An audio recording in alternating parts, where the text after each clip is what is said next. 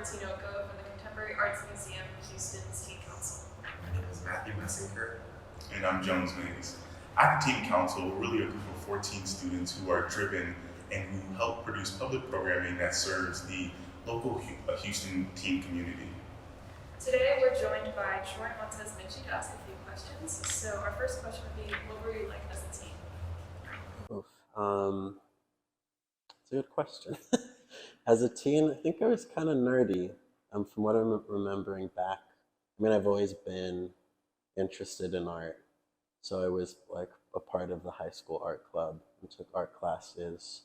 I was friends with the band kind of geeks. I wanted to be in marching band, but I did not continue with an instrument. But kind of pretty much stayed to myself. I've always been kind of like a homebody. That's cool.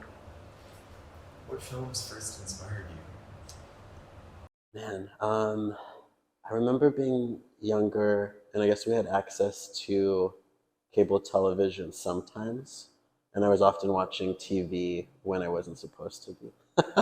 So I saw some films at an early age that I probably should not have watched, but I always remember this film by John Waters called Pecker. It's a story about this young photographer who kind of starts to get really big with his photography. But then there's kind of like a whole moral to the story and the way that I guess some of the members in the community start to feel exploited through his photography. And then he has to question kind of his reasoning as an artist. And I also would watch this film with Jane Fonda called Barbarella, which is like this amazing, crazy sci-fi film. And man, I mean, there's a range, like Batman Returns. I was always a huge Batman fan. Yeah. So why did you decide to become an artist? I'm not sure if I fully decided. I think it just happened, but I guess at this age, by this age, I feel sometimes when doors open, it's good to just go through them. And I continued to kind of keep going through, and the doors opened. But it wasn't something I knew right away. I was more interested in music as a kid, and I thought about studying music, and then I thought about studying architecture and then graphic design. And then I ultimately just decided to take a risk and just put everything into fine art.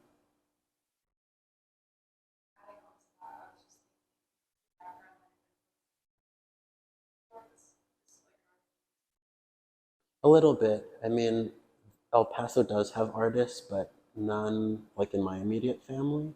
And there were a lot of I think my parents were trying to think the best for me, and they wanted me to go on and have a career that was beneficial for me and kind of, I don't know, kind of like attaining that dream of this thing that a lot of parents want for their children. But they were always supportive of my art practice, and even when I decided to pursue it even more, I mean, they were just kind of like, well, we're not sure if it's the best decision. I'm like, if my mom watches this, she's going to be like, I never said that. But yeah, I mean, they've always been kind of supportive of that. Yeah, cool. If you were an artist, like if you decided to not be an artist, what would you be doing? That's a good question. Probably something as well that would not traditionally make a lot of money. I had a job in undergrad in archaeology. I was doing sketches during excavations, and then they brought me on. They trained me to do excavations with them. And I thought that was such an interesting job, kind of mining the relics of the past. What do you think teens visiting the art show will take away from it? I don't know. I hope that it speaks to kind of broader communities, from the African American community, the Latinx community, the queer community. And for those who are artists, I think it's really kind of a testament to my journey. And I think there's a thing with artists, you're kind of expected to always know what you're doing. But a lot of it is like finding that through the making. But now at this stage in the game, I realize I'm doing so many things now that I've done since I was a kid or in high school. So I'm like, okay, I went to to grad school to do something that I was doing in like fourth grade.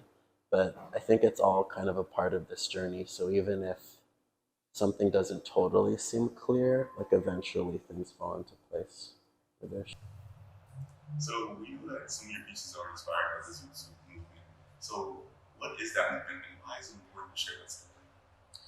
The Zoot Suit has a really complex, interesting history. I kind of started investigating it through just conversations with my dad. And I kind of didn't even realize that I grew up at a place where like the Pachuco term and like subculture originated. So a lot of the Spanish I learned was kind of known as like a Pachuco slang, but their attire was the Zoot Suit. So through that, I was really interested in kind of my place, being from El Paso, Texas, the Pachuco community, but also having lived in New York for over a decade and knowing a lot of that suit has prominence in Harlem. Like they don't know exactly where the suit was created, but it is termed as like the first American suit predominantly worn by people of color, kind of spread throughout the nation through like Cab Calloway, jazz culture, but then ultimately incited a riot. And it was interesting because the people who were attacked in the riot were people of color. So it was a pleasure speaking with you. You showed us so much, and probably the teens that are watching. So thank you so much, and Thank you. Thanks for being here. thank you.